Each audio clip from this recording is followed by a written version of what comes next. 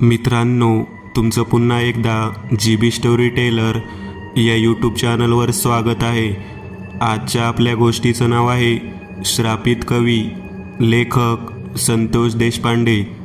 पण गोष्ट सुरू करण्याआधी जर कोणी या चॅनलवर पहिल्यांदाच आलेले असाल तर त्यांनी ह्या चॅनलला सबस्क्राईब करायला विसरू नका.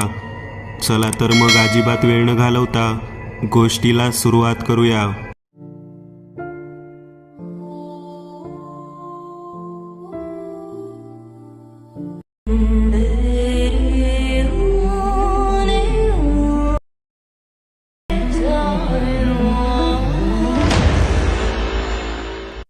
रातराणीचा सुगंध अतिशय प्रखरतेने दरवळत होता. बगीच्यामध्ये असलेल्या तलावांमध्ये जलक्रीडा करणारी राजकुमारी नंदिनी आणि तिच्या समवेत असलेल्या तिच्या दासी यांना पाहून कुशल मनोमन हसत होता. नंदिनीच्या दासीमध्ये अप्रतिम सुंदर दिसणारी दासी म्हणजे सरिता. तिच्या प्रेमामध्ये कुशल पडलेला होता. त्याने सरिताकडे हात करत रातराणीच्या झाडामागून इशारा केला. अर्धवट जलक्रीडा सोडून सरिताही त्याच्याकडे प्रणय क्रीडेच्या आतुरतेने धावत गेली. भिजलेल्या अंगावरचे भिजलेले वस्त्र बाजूला सरकवत कुशल तिच्या केसांमध्ये हळुवार हात फिरवत ते दोघे बागेमधील हिरवळीवरती अलगदपणे पहुडले. ज्यावेळेस केसांमधील ओल्या ओल्या बटा तो कुरवाळत होता त्याच वेळेस त्याच्या पायाने सरितेच्या मऊ मखमली पायावरचा ताबा घेतलेला होता. शुभ्र प्रकाशामध्ये पौर्णिमेचा चंद्र आणि त्या पौर्णिमेच्या प्रकाशामध्ये न्हाऊन निघालेली सरिता, तिचे सौंदर्य वर्णण्याजोगेच होते. मंद मंद सुवास संपूर्ण दूरवर बागेमध्ये पसरलेला होता. 4 मजली महालात असलेल्या 64 खोल्यांपैकी खालच्या मजल्यावरील प्रत्येक कोपऱ्यात असलेल्या एका खोलीमध्ये ती खोली नसून एक मोठं आलिशान दालनच होतं. 4 सुभेदार राहत होते. अतिशय भक्कम अशी तटबंदी असलेला राजमहल हा परिसरामध्ये खूपच प्रसिद्ध होता. त्याच वेळेला बागेमध्ये पहुडलेली सरिता आणि तिचा प्रियकर कुशल या दोघांना नंदिनी हिने प्रणय अवस्थेत रंगे हात पकडले. आपली सखी असणारी सरिता ज्या पद्धतीने आपल्याला काही न सांगता एका सुभेदाराच्या मुलाच्या प्रेमात पडलेली आहे हे नंदिनीला पटत नव्हते. होय, कुशल हा 4 सुभेदारांपैकी एका सुभेदाराचा म्हणजे सुभेदार करणसिंह यांचा मोठा मुलगा होता. कुशल त्याला कैवल्य, किशोर आणि कुमोद असे अजून 3 भाऊ होते. ते चौघेही राजमहलामध्ये आपल्या वडिलांप्रमाणेच सैन्यात काम करत होते. करणसिंग या सुभेदाराला बरोबरच गरजसिंग, रामसिंग, भवरसिंग असे एकूण 4 सुभेदार त्या राजमहलामध्ये कामासाठी होते. प्रत्येक सुभेदाराला 4 मुले होती. नंबर 2चा सुभेदार म्हणजे गजरसिंग याने आपल्या नावाच्या आद्य अक्षराप्रमाणेच गौरव, गुरु, गजानन व गणू अशी 4 मुले होती. 3रा सुभेदार रामसिंग याला रतन, रमन, राज, राहुल अशी 4 मुले होती. 4 नंबरच्या सुभेदारास म्हणजे भवरसिंग याला भानू, भैरव, भिकाजी व भावेश अशी 4 मुले होती. जयसिंगराजे यांची 3 नंबरची कन्या म्हणजे नंदिनी होती. तिच्या दिमतीला 8 दास्या होत्या. त्यामध्ये सर्वात सुंदर दासी म्हणजे सरिता ही होती. सरिता ही दासी नसून जयसिंग राजाच्या मंदा नावाच्या रखेलीची मुलगी होती.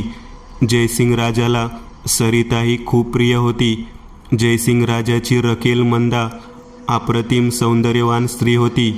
आपल्या आवडत्या व प्रिय अशा मुलीला नजरेसमोर राहण्यासाठी त्याने आपल्या राजकन्या नंदिनीच्या दरबारात दासी म्हणून सरिता हिला ठेवलेले होते. या दरबारामध्ये सतार, वादन, गायन, तबलजीव नृत्य करणारी शलाका अशी नवनवीन रत्नेही होती. आणि याच दरबारामध्ये गायनाची रचना करणारा प्रसिद्ध कवी चामर हा पण होता. त्याने केलेल्या कवितेचे रहस्य हे एक भयानक कोडेच होते. चामर हा कवी जे काव्य करत असे त्यातून राजाच्या दरबारी असणाऱ्या प्रमुख प्रधान दिनकरजी यांना त्याचे कोडे उलगडता येत असे.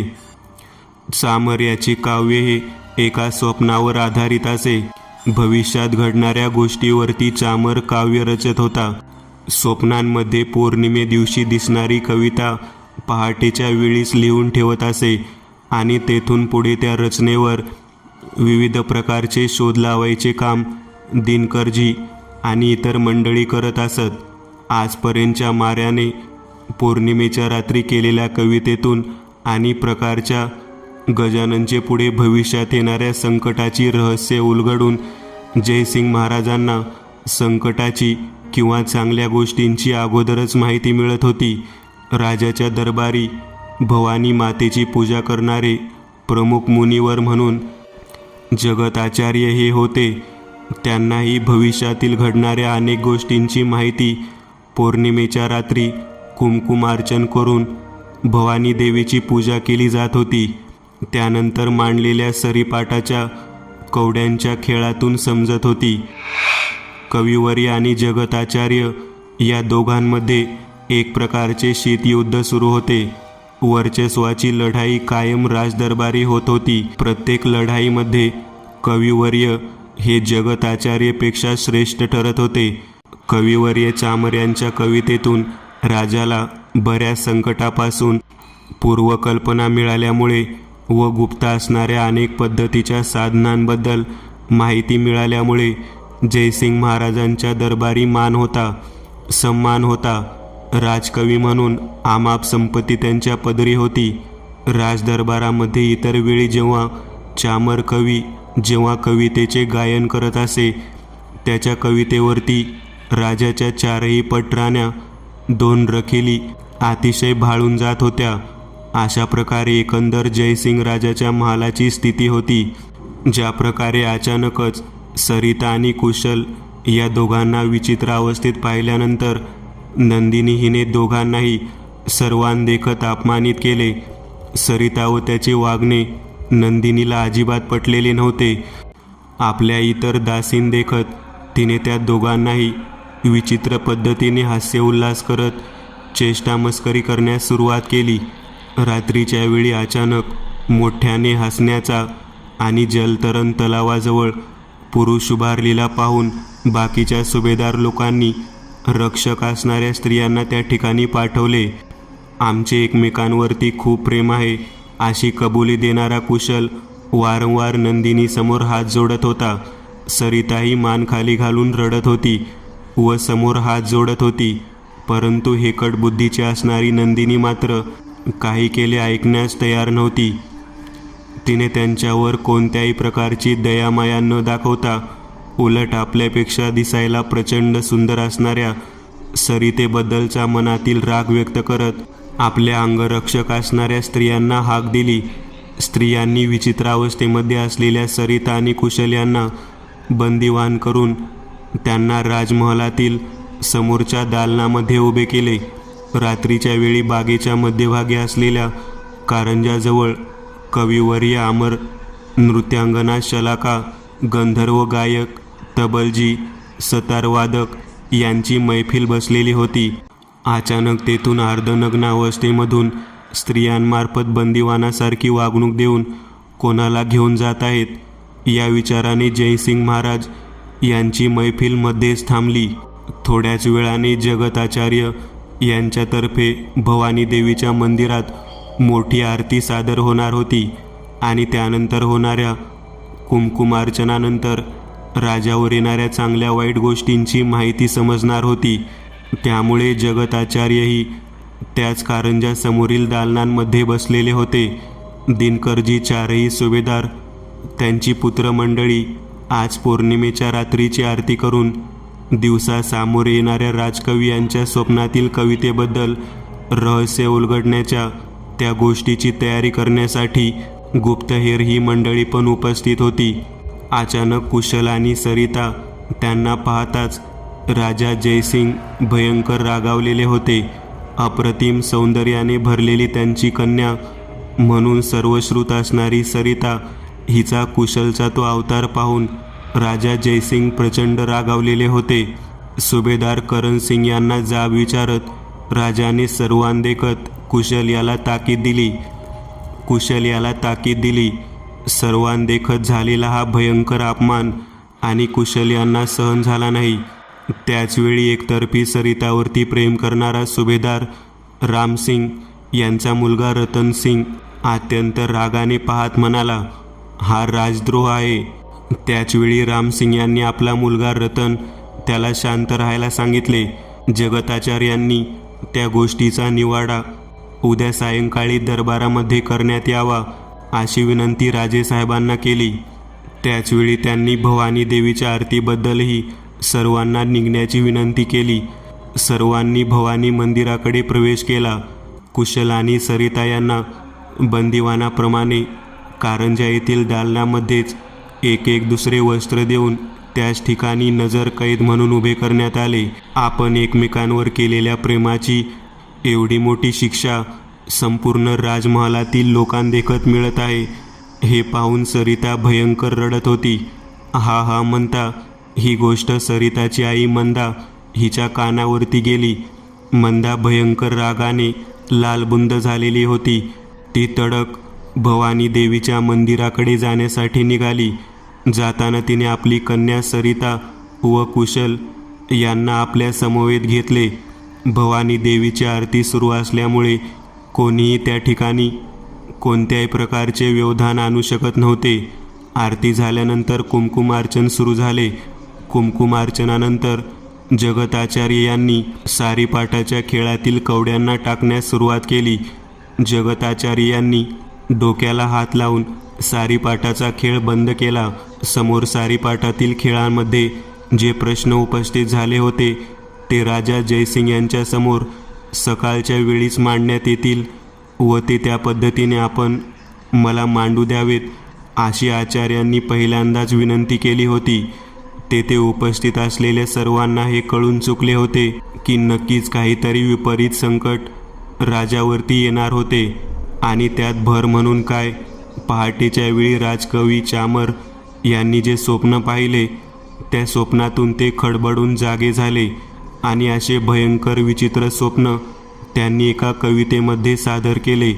सकाळच्या वेळी सारीपाठातील विचित्र प्रकार आणि ते चामर कवीचे कवितेमध्ये सादर केलेले विचित्र स्वप्न यांचा दोन्हींचाही छडा राजदरबारामध्ये लावण्यासाठी दिनकरजी व गुप्तहेर मंडळी तसेच जगताचार्यजीही उपस्थित झाले. दिनकरजी यांनी चामर कवींचे हे काव्य राजासमोर वाचून दाखवत होते. प्रत्येकजण आपापल्या म्हणण्याप्रमाणे त्याचा अर्थ लावू लागला. तेवढ्यात एक विचित्र आणि भयावह बातमी दिनकरजी ओळींचा अर्थ लावण्यामध्ये मग्न असतानाच अचानक दरबारामध्ये आलेल्या बातमीमुळे सर्वजण हादरून गेले. कुशल आणि सरिता या दोघांनाही रात्रीपासून कोणीही पाहिलेले नव्हते. त्यांना शेवटचे पाहणारे रक्षक सांगत होते की ते दोघेही त्यांना ज्या ठिकाणी उभे राहण्यासाठी सांगितलेले होते त्या भागातच उभे होते. परंतु सर्वजण जेव्हा भवानी मातेच्या मंदिरामध्ये आरतीसाठी गेले त्यानंतर ते दोघेही तेथून राजमहालाच्या डाव्या बाजूला असलेल्या विहिरीच्या दिशेने अचानक विचित्र पद्धतीने चालत गेले आणि तिथूनच ते दोघेही विहिरीच्या आत उतरले. ही बातमी सांगता सर्वजण हादरले. त्याचवेळी कविवर्य चामर यांनी सादर केलेल्या कवितेबद्दल जयसिंग राजे त्या काव्याची उकल करण्याची विनंती दिनकरजी व त्यांचे गुप्तहेर सहकाऱ्यांना करू लागले. त्यांनी लागलीच आपल्या सर्व सैनिकांना आदेश दिला. विहिरीच्या भागामध्ये लागलीच त्या ठिकाणी सर्वांनी जाऊन चौकशी करावी. जगताचार्यांनी सरापटीच्या खेळातून जे कोडे उलगडले होते ते सांगण्यासाठी दरबारातील सर्व सुभेदारांना विनंती केली. त्याच वेळेला करण सिंग अतिशय व्याकुळतेने आपल्या मुलाच्या चिंतेत मग्न होते. ते महाराज जयसिंग यांना विनंती करत होते लवकरात लवकर या काव्याची व सारीपाटातल्या कोड्याची उघडणी व्हावी व विपरीत असे संकेत जगताचार्यजी यांनी दिलेले आहेत ते सर्वांना कळावेत. सर्वांदेखत जगताचार्य कोड्यामधून उलगडलेल्या गोष्टी सांगू लागले. ते म्हणाले, प्रेमी युगलांच्या विचित्र हत्येमुळे राजमहलावर एक संकट दर्शवत आहे. एक भयावह विचित्र अशा शापामुळे सबंध राजमहलातील लोकांना याची सजा भोगावी लागेल. एक हत्यासत्र सुरू होईल. दर पौर्णिमेला आपणास समजून येईल की पुढच्या 15 दिवसाचा सोबती कोण आहे ते. जयसिंग राजे व दरबारातील सर्व मंडळी ऐकताच भयंकर चिंतेने व्यग्र झाले. त्यानंतर त्यांनी दिनकरजी यांना कवितेतील ओळीतून आपणास काय ज्ञात होत आहे याची माहिती द्यावी असे विचारले. भंगले 2 जीव रातीला, काळ आला त्यांच्या वाटेला. या 2 ओळीतून हे स्पष्ट होते. 2 प्रेमी जीवांबद्दल कवितेच्या ओळी सांगितले आहे. भंगले 2 जीव रातीला म्हणजे कुशल आणि सरिता असून भंगले याचा अर्थ त्या दोघांची ताटातूट झालेली आहे. काळ आला त्यांच्या वाटेला याचा अर्थ ते या जगातून निघून गेलेले आहेत. पार्श्वभागी उभा तिथे या ओळीचा अर्थ असा आहे की ज्याच्या नावाच्या शेवट किंवा पुढे हे अक्षर आहे त्याच्याकडून त्यांची हत्या करण्यात आलेली आहे किंवा त्यांना गायब करण्यात आलेले आहे. युगल दोष राजिया कन्यका लागीर आहे. या ओळीचा अर्थ असा लावण्यात येतो की युगल म्हणजे त्या 2 प्रेमी युगलांचा जो अपमान किंवा त्यांची ताटातूट झालेली आहे त्याचा दोष सर्वस्व राजकन्या म्हणजे आपली राजकुमारी नंदिनी हिला लागत आहे. बाव बरीनती या ओळीचा अर्थ असा आहे की बाव म्हणजे विहीर असा होतो. बरीनती म्हणजे ती खूप घातक आहे. बावऱ्या त्या होतील दासी या ओळीचा अर्थ म्हणजे ज्या दासी राजकन्येसोबत म्हणजे नंदिनीसोबत होत्या त्या सर्व बावऱ्या म्हणजे वेड्या तरी होतील किंवा त्या विचित्र शक्तीने बाधित तरी होतील असा याचा अर्थ लावता येईल. श्रापित रचना ऐकणाऱ्यास दोष आहे या ओळीचा अर्थ असा आहे काव्य हे श्रापित आहे आणि याची रचना करणारा व ऐकणारा असा प्रत्येकजण हा दोषी ठरणार आहे. या प्रकारचा अर्थ ऐकताच राजकवी चामर यांच्यासह दरबारातील सर्वजण भयभीत झाले. महाराजा जयसिंग यांनी दिनकरजी यांना विचारले, यामध्ये जे आपण वर्णन केले ते तंतोतंत खरं होऊ शकतो का? त्यावेळी दिनकरजी आणि त्यांचे गुप्तहेर सांगू लागले, महाराज, आजपर्यंत आपल्या सर्वजणांना अनुभव आहे. राजकवी यांनी केलेली रचना आपल्या बाबतीत आजपर्यंत किती फायदेशीर आणि उपयुक्त ठरली, परंतु तिचा अर्थही जो लावण्यात आला अगदी तंतोतंत जशास तसा या पद्धतीचा व खरा होता. मग आता जो आम्ही अर्थ सांगितला तो कशावरून खोटा ठरेल?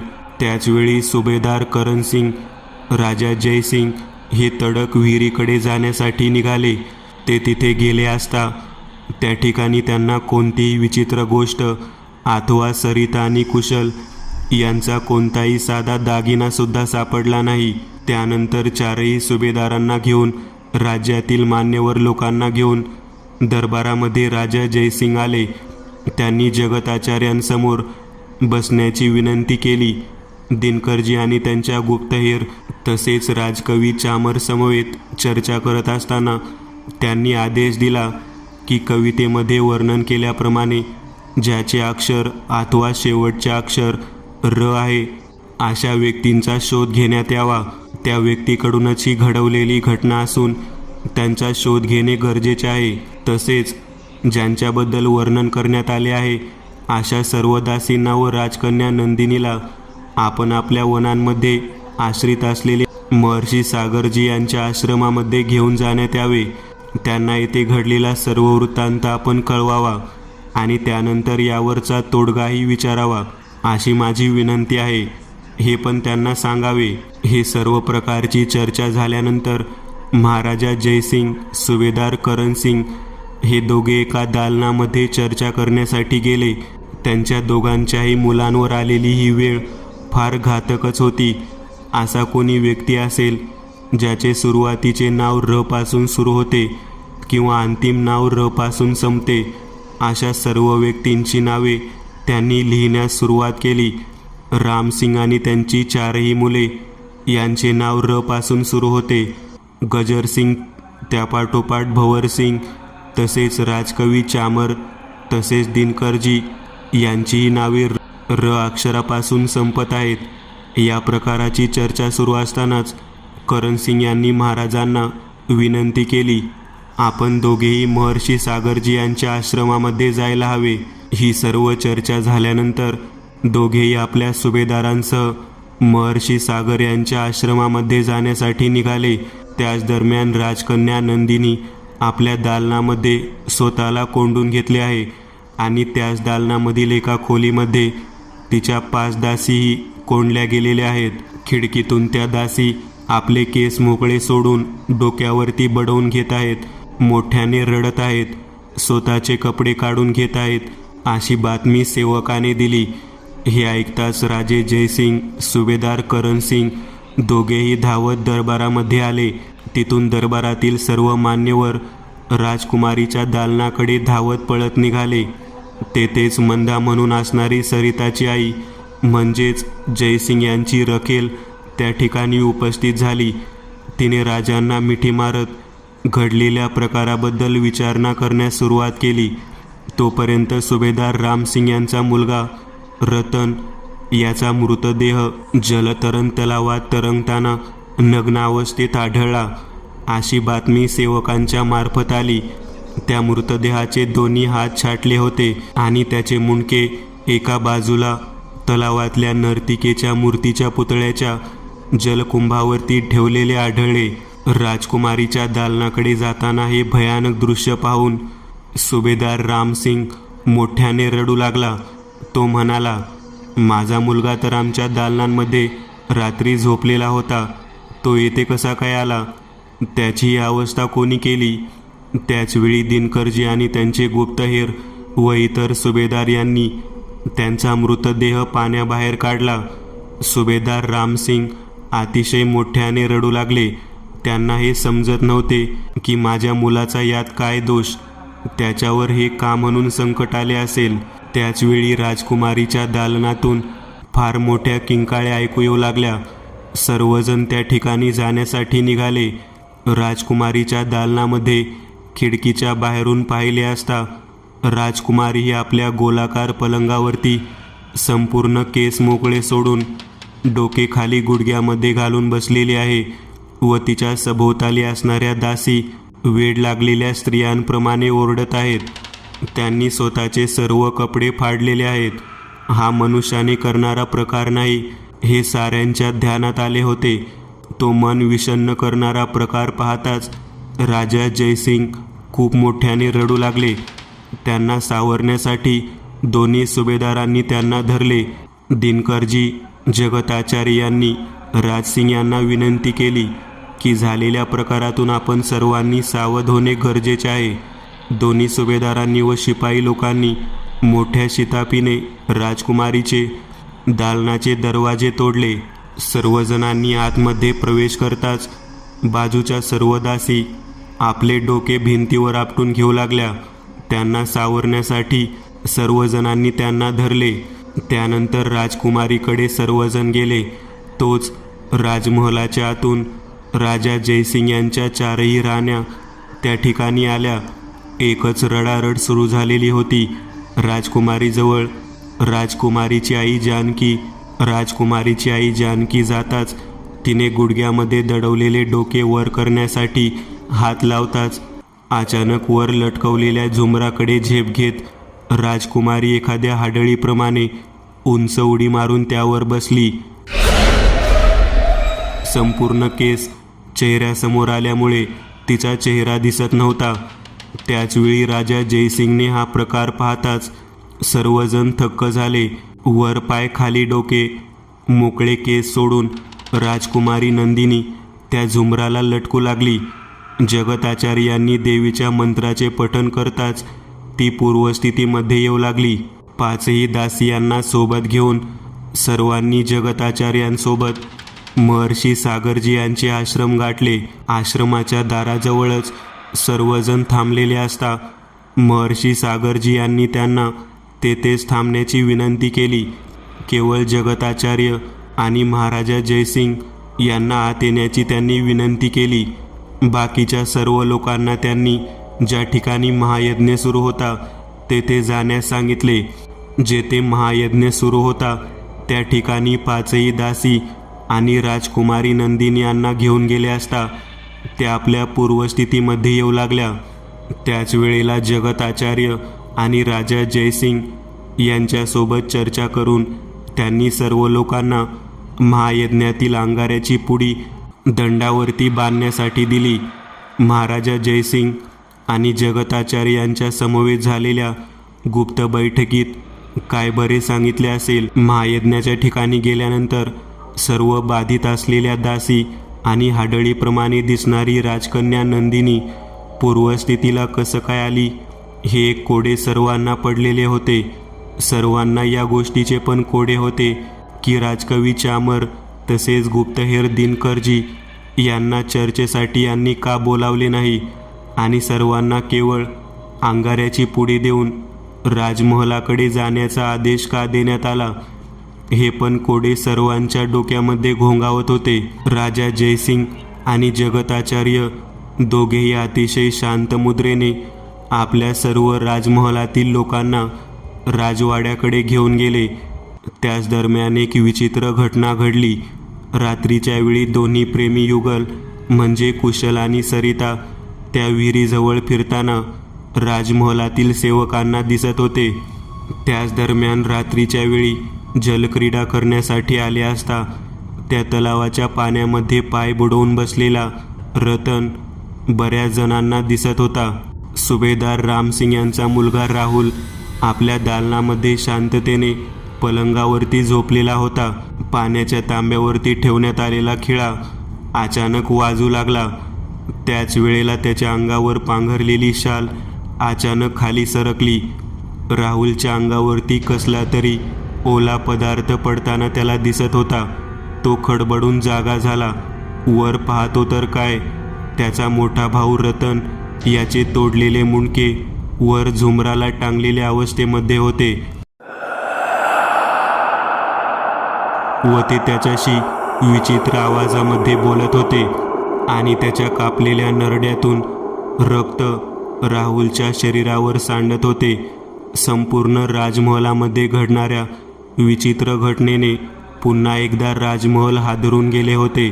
राहुल मोठमोठ्याने ओरडत आपल्या दालनाच्या बाहेर येऊन उभा राहिला. त्याने आपल्या इतर 2 बंधूंना, वडिलांना, आईला व सेवकांना हाक मारली. अमावास्येच्या रात्री घडलेला सर्व प्रकार डोके भंडावून सोडणारा होता. सर्वजण पुन्हा आतमध्ये येऊन त्या झुमराकडे पाहिले असता तेथे मात्र कोणतीही आकृती अथवा विचित्र गोष्ट त्यांना आढळली नाही. त्याच वेळेला राजा जयसिंग राजमहलाच्या बाजूलाच लागून असलेल्या दालनामध्ये सरिताची आई मंदा रडत रडत निद्रा अवस्थेमध्ये जात होती. त्याच वेळेला तिच्या समोर सरिता संपूर्ण अंगाला कोणीतरी ओर काढलेले आहे अशा नग्न अवस्थेत समोर रडताना तिला दिसली. आपल्या मुलीला या विचित्र अवस्थेत पाहून मंदाही खूप मोठ्याने ओरडू लागली. तेथेही सर्वजण जमा झाले, परंतु समोर मात्र कोणतीही विचित्र आकृती अथवा गोष्ट आढळली नाही. तिसरा प्रकार म्हणजे सुभेदार करण सिंग यांच्या दालनामध्ये सुभेदार करण सिंग शांत पद्धतीने आराम खुर्चीवरती विचार करत बसले असता त्यांच्या समोर झोपाळ्यावरती त्यांचा मुलगा कुशल हा शरीरावरती विचित्र पद्धतीचे ओरखाडलेल्या अवस्थेत व छातीवरती दोन्ही बाजूला राजशस्त्राने भोकसलेल्या अवस्थेमध्ये दिसत होता. तो मोठ्या अर्थस्वराने काहीतरी सांगण्याचा प्रयत्न करत होता, परंतु त्याच्या तोंडातून रक्त येत होते. बहुधा त्याची जीभ कापलेली असावी. अशा अवस्थेमध्ये आपल्या मुलाला पाहून सुभेदार करण सिंग मोठ्या स्वरामध्ये किंचाळू लागले. अगदी त्याच पद्धतीने पुन्हा सर्व लोक जमा झाले, परंतु कोणतीही विचित्र आकृती अथवा गोष्ट आढळली नाही. दुसऱ्या दिवशी संपूर्ण दरबारामध्ये रात्रीच्या घडलेल्या प्रकाराबद्दल सर्वजण एकमेकाला सांगत होते. जगताचार्य व राजा जयसिंग यांच्याकडे सर्वांची खबर पोहोचली. तेव्हा त्यांनी सर्वांना आपल्या राजमहालाच्या बाहेरच्या पटांगणामध्ये आपण मोठा यज्ञ करणार आहोत. त्यानंतर या सर्व गोष्टी बंद होतील अशी ग्वाही दिली. तेव्हा त्या ठिकाणी राजकवी चामर व गुप्तहेर दिनकरजी हे मात्र उपस्थित नव्हते. ते का उपस्थित नव्हते याची मात्र चर्चा सुरू होती. थोड्या दिवसानंतर तो दिवस म्हणजे पौर्णिमेचा दिवस उगवला. आज रात्री चामर यांच्या स्वप्नामध्ये काय येणार आणि जगताचार्य यांच्या खेळामध्ये काय समजणार याबाबत सर्वजण उत्सुक होते. माता भवानीची आरती झालेली होती. सरापाटीचा खेळ संपलेला होता. जगताचार्यजी यांनी डोके शांत ठेवून कोणत्याही प्रकारची माहिती न देता ते महाराजा जयसिंग यांच्या समवेत त्यांच्या दालनामध्ये गेले. सकाळच्या वेळी नेहमीप्रमाणे राजकवी यांनी रात्री पाहिलेले स्वप्न आपल्या कागदावरती रेखाटलेले होते. त्या स्वप्नाची रेखाटलेली कविता ऐकण्यासाठी मात्र संपूर्ण दरबार, जगताचार्य आणि स्वतः महाराज जयसिंग हे उत्सुक दिसले. दिनकरजी यांनी कविता वाचण्यास सुरुवात केली. मुनिवरा श्रेष्ठचा यज्ञ खंडित आहे. श्रापित तलावात मृत्यू तांडव आहे. निशाचरी फिरता जाणवेल अर्ध सत्य हे. राजियाची भार्या बाधित आहे. मैलीची गुप्त वाट जाणतो जो कोण. पायी घुंगरू व आवाज मंजूळ आहे. वाढलेला हा वटवृक्ष घात करी साऱ्यांचा अंतिदाह संस्कार हाच उपाय आहे. मित्रांनो, आज पुरतं एवढंच. तुम्हाला जर काही गोष्ट आवडली असेल तर नक्की लाईक करा. तुमच्यापैकी बरेचसे जण व्हिडिओ लाईक न करताच पळून जातात. पण हा जर व्हिडिओ तुम्ही लाईक केला तर मला जरा बरं वाटेल आणि असेच भारी भारी व्हिडिओ बनवायची माझ्यात एनर्जी येईल. त्यामुळे नक्की लाईक करा. आणि अजूनही कोणी या चॅनलला सबस्क्राईब केलेलं नसाल तर लगेच सबस्क्राईब करून टाका. आणि बाजूची घंटी ती मात्र दाबायला विसरू नका. देवाची घंटी आहे ती. चला तर मग पुन्हा भेटूया अशीच एक आगळी वेगळी गोष्ट घेऊन पुढच्या